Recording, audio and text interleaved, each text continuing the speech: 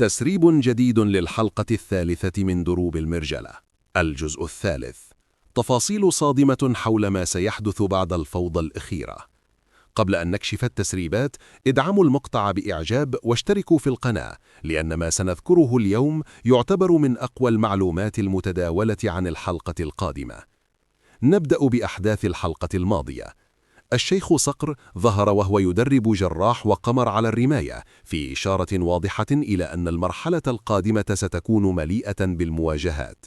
وفي تطور غير متوقع، أحد رجال العقرب يخون العصابة ويسرق الأموال والذهب من المخبأ، مما يضعف موقفهم ويدخلهم في أزمة داخلية.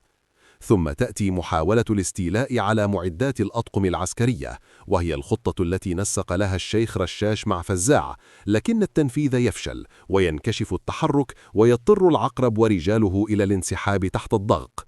بعد الفشل تتضاعف الصدمة عندما يتم اكتشاف سرقة الذهب. فزاع يهاجم العقرب بالكلام القاسي ويتهمه بأنه السبب في ضياع المهمة وضياع الأموال. أما رشة فبعد أن دخلت مواجهة مباشرة وكادت تقع في الأسر، جاء تدخل الشيخ صقر لينقذ الموقف ويعيد السيطرة قبل أن يعاتبها بشدة على تصرفها الفردي. والآن نكشف تسريبات الحلقة الثالثة. المصادر تشير إلى أن الصراع داخل العصابة سيتصاعد، وأن العقرب سيبدأ بالبحث عن الخائن بنفسه، بينما فزاع قد يفكر في تغيير تحالفاته. كما أن فشل الخطة لن يكون النهاية، بل بداية لعملية أخطر وأكبر قد تقلب موازين القوى بالكامل.